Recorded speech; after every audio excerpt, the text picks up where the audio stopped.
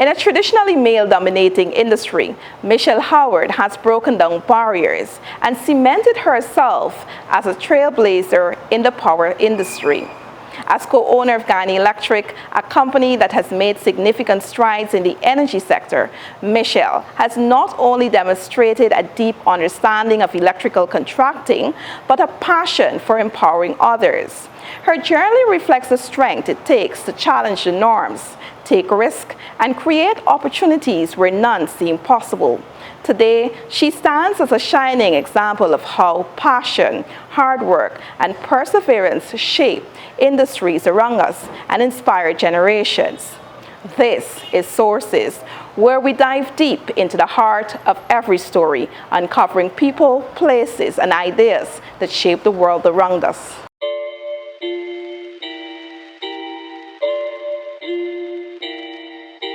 Hello and welcome to another edition of Sources. I'm your host, Svetlana Marshall, and with me today, of course, is Michelle Howard. Michelle, how are you today? I'm well, Svetlana. Thank you for having me. And happy International Women's Day in advance. Same to you. So Michelle, we'll get right down into it. Tell me, who is Michelle Howard? Who is Michelle Howard? Great question. I am a woman first. I'm a mother, I'm a wife, I am an entrepreneur, I'm dynamic, I'm a fashion girly, and I care a lot about mental health and advocating for things that mean a lot to me. Michelle, you left these shores when you were just 6 years old. Tell me about your journey or living in Canada versus living in Guyana, and what brought you back to your homeland? So I came back here because my husband's mother was ill with cancer and he wanted to support her and I wanted to support him. She was an excellent nana and would give me respite with my children every break from school. And I thought that was a kind way of repaying her and also honoring my husband. We came back here and said we would spend a year, and ultimately it turned into be 7 years so far. You never left. We never left. I never left. My husband occasionally leaves, but I love Guyana. I love Guyana. It's the experience has put me in touch with my roots. It's made me realize how resourceful we are as a people. It's made me love it in a way that I want to make others love it. So all in all, it's Guyana's a tough place to live in, but it's a beautiful place. She's a pretty girl. She just needs lots of caring. Well said. So tell us, you are an entrepreneur. You're big on business, big on collaborating. And so when you came back to Guyana, what was the first business you launched? When we came back, so my husband and I, Keon, we courted, dated around wines. I love wines, and I would take him to all these vineyards in Ontario, the Niagara Peninsula. And when we came back here, we were having challenges in finding wines. And one of the only places was Matai. And it just didn't have the variety I wanted. So I said to him, wouldn't it be fun to import it? And he said, yeah, you know, any crazy idea I come up with, my husband is always like, yeah, let's go ahead. And so we did. And I was perfecting wine days and doing a whole bunch of things. We had this small little mobile vehicle called Vinny, and it would pull up at events. And I didn't want to go forward. I was a little bit afraid. And my husband said, stop it. You're going to go and start the business. And he was the one that would help me build my sets and help me move things around. And so we started doing monthly wine tasting. Some of the first people that were very helpful was Java, who would allow us to come into their space. They would offer the little snacks in between the different wine tasting varietals. And so we started, and I remember when we first came, people said, wine? Guyanese people don't drink wine. you know, this is a rum drinking country. We drink rum and beers, but they were our best customers. They were excited to try something new, but we really built a lot of people's interest in the wine culture, and they started to know who we were, and the wines were different. We tried to educate as best as we can without being overbearing. And for one of those things are the reasons why people really recognize and are aware of who Michelle and Keon is. And from Wine Days, you then move on to launch Guyana Electric. Now, this is a well-known company, especially in the power industry. How was that initiated? How was it birthed? So, my husband has always been an electrician. The moment I met him, I said to him, "What's your 5-year plan?" And he said, "My desire is to have an electrical company in Guyana and the Caribbean." And a friend of ours, Justinette from GT&T, had said to us, "You should start." We didn't know Guyana had oil, none of that stuff. We were just here supporting my husband and his family. And he said, "Oh, do you mind staying? Do you mind starting?" I said, "I have a few conditions." And they were met, and we stayed. Because of his love for wanting to give back to his country, number one, and wanting to stay here, and realizing that the quality work that is needed wasn't at its best point. He started to push forward and say, "You know what, let's start it." And that in itself was a challenge. Nobody knows you. I didn't go to school here. He did. You have to get into spaces where people see the value in what you're offering. So we started a company, Kitakata, as he would say, getting small jobs. And one of his major break was doing the Aiden Hotel.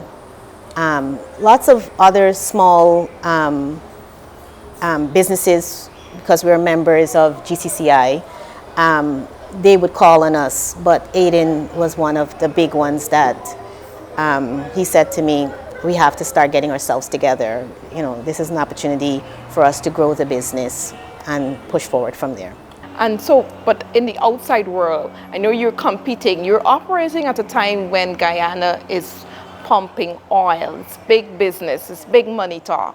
How do you navigate the challenges? And is it challenging for a woman entering the energy sector, predominantly a male-dominated sector?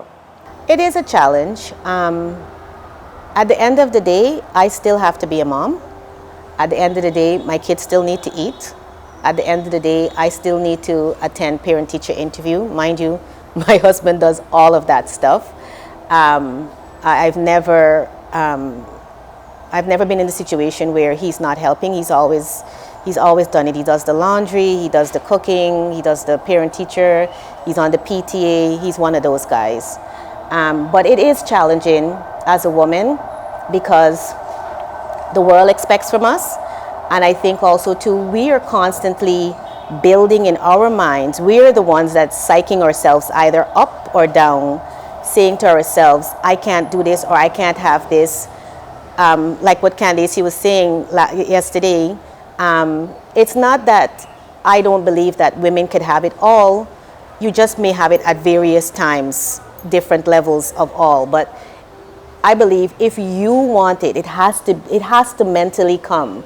I believe in faking it until you make it. It has to come where you tap into resources, you tap into your family, you tap into, hey, this might not be my strength, I cannot do XYZ, I'm going to seek out help. And when it comes to the greater scope of the oil industry, I'm big for outsourcing, I'm big for collaborating, I'm big on, if I don't know, I'm going to go and find somebody. We're both, my husband and I, and that's one of the things why we wanted to come into the aspect where we are at high voltage, where We were like, this is an area that is underserved. I heard the president said one time in an interview, he's like, if you know you can't do that work, but it's something that is closely niche to you, go on and find a partner.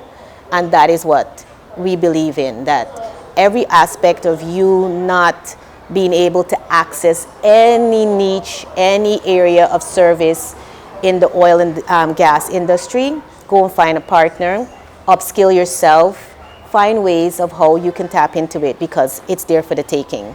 It's like we met a gentleman from Texas one time, and he's like, how would you explain what is happening in Guyana? And I was like, it's the modern day gold rush, right?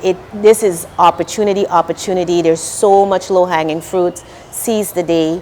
Whereas I'm going along with a partner who is, no matter how high or how low, we're going to try this, we're going to do this. It's better to have failed than to not have tried at all, and that's what we're going ahead. And sometimes I'm pulling him along, and sometimes he's pulling me along. I know you said there are a lot of low-hanging fruits, a lot of opportunities for women in particular to tap into. But what more could be done to help women along, to give them that push? Sometimes they have the idea, but do they have the resources? From your point of view. I know it's a challenge, and I'm speaking to women here. I know it's a challenge. But here's the thing. Nothing ventured, nothing gained. Tap into your resources. I think one of the major issues for women trying to access this industry is access to finance.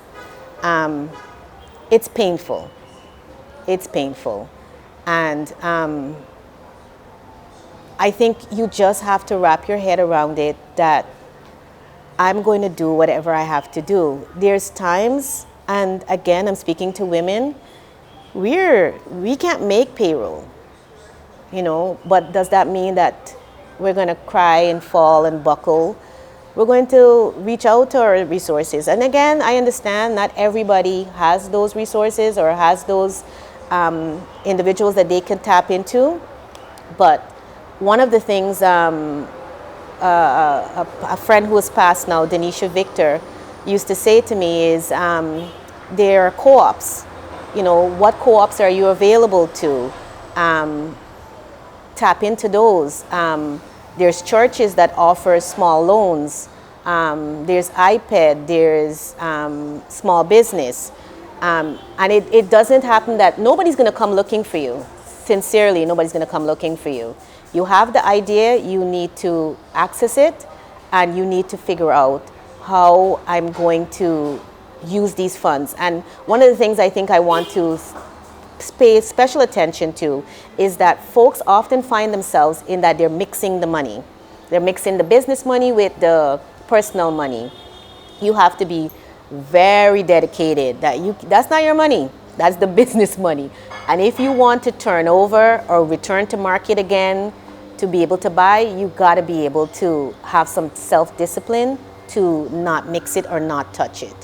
I know it's kind of like preaching to the choir, and you hear so many things, but perseverance and the desire to do whatever you want to do has nothing in the end on you getting it done. Like, if you are interested in getting it done, just push forward, find a way, reach out to people, share your ideas. And I think a challenge that Guyanese face, and I could just imagine it being a woman, is that we don't want to share. We are afraid of somebody stealing our ideas. But if you want it to grow big, you have to share, because there might be somebody in your community who wants to invest in your business. There are competent lawyers that, should you share your ideas, your lawyer will be able to look it over. Some lawyers work pro bono. Some lawyers will say, later on, I'll take a 1 or 2%. But you got to go searching for that. And a part of it is that if you don't network, if you stay, this whole idea that I'll build it and they'll come, no. If you build it, they will not come. You have to go out and make people come to whatever it is that you're doing. So in addition to Wine Days and Guyana Electric, you also have Fresh. And so, of course, tell us a bit about Fresh, how that came along. So that same Rotarian, I'm from a Rotary Club of Georgetown Central, Denisha Victor. I don't think I would have stayed in Guyana, and I don't think I would have been a Rotarian had it not that Denisha saw something in myself and my husband to make us come to her club. Denisha is no longer alive, but she's made a major impact in my life because she's one of the people that would say to me, I would be like, I want to perfect it, I want to perfect it. And she would say things like, just do it, and while you're doing it, it'll become as great as you want it to come. So during COVID, we have a dam, and people would come and sit on this dam, and I would cook because I love to cook. If anybody knows, you come to our house, we always have food. Our Michelle will knock up something quickly for you.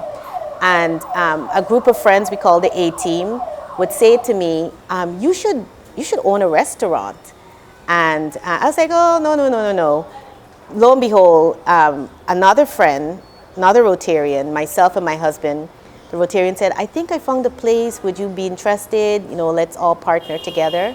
And that's how Fresh started. It started on, sitting on the dam and bush cooking, and people liking the food and them saying, let's, Mish, if you ever get a chance, start.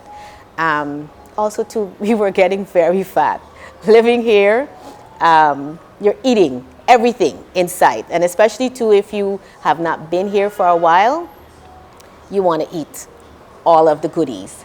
So it was my way of like trying to be more healthy, trying to eat better, pushing myself.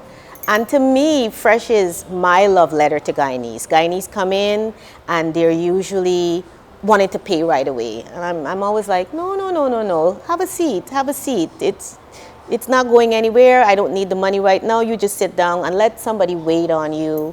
And you enjoy the experience of, a okay cost to a meal that is affordable, that is healthy and full of flavors. And it's not how you would imagine belange or eggplant, but it's reimagined and it's done tasty. And so that's how this started. I often tell other Rotarian friends, Keon and Jeffrey has tricked me because I spend a lot of time here, but it's also, it eases a lot of my stress. It offers me an opportunity for me to be more creative and be very resourceful in the ingredients that Guyana has. I'm using everything that we use here, just adding different, international flavors to it. And so how do you manage all three? I know you're doing so simultaneously with your husband, but how do you strike a balance and be a mother as well? Girl, I is tired. How do I balance it? Again, I have a really good support system. My Rotary Club, my friends lifelong friends that I've met in Rotary, my kids are very helpful. I know people will speak highly of their partners when, the cameras or anybody's listening, but I have a really supportive partner. All my crazy ideas, he'll go along and do them. He might not see the vision, but later on he says to me, oh, I like your idea, that was good, And I try to center myself as best as I can. I do yoga every morning, and that brings a peace to me that I don't often think people understand what yoga does and how, it centers you as a person. And I take things in stride in that this too shall pass. What's the solution? So I try not to become overly anxious and agitated by situations I have no control over. And like I said in the past, knowing, being a woman in my field, it's extremely hard. People don't take you serious. You're a woman. You got to deal with stuff. You're pretty. You might not got a brain. But it goes back to what I said before, is that they might be saying that, but what ultimately happens is the messages that you're saying to yourself. And all I want in the end is to raise good human beings for my life to be an example of everything. Life is for the living. Everything that you want is right at the tip of your fingers. You just got to go out and touch it. And the no's are the no's that you're hearing. Really and truly, nobody is thinking about, oh, what Michelle thinks or what Michelle doesn't think, or how. You really got to like tune out the voices and the noise and go after what you want. And I came here for a reason. It wasn't initially in the beginning plans, but in the end, I found my purpose. As my girlfriend always says, what's your why? If your why is to make yourself have a better life, to be able to have a piece of the pie, and to do things that you have never done before, and that is what I love about it so far. I am in spaces and places and doing things that my ancestors or whom my father or my mother would have never thought I would be doing that, and I'm doing that every day, and I'm doing scary things and loving it at the end, because after the fear has gone, the thing that whatever you've done stays. So you just have to tell fear to be quiet. So Michelle, I just want to say thank you so much for sharing your beautiful life story with us. Continue to be a trailblazer in all I can't say a single industry. There's but more coming. Yes, more coming. You heard more coming. So stay well, be blessed, and continue to do great things. And with that, we've come to the end of this edition of Sources. I've been your host, Svetlana Marshall.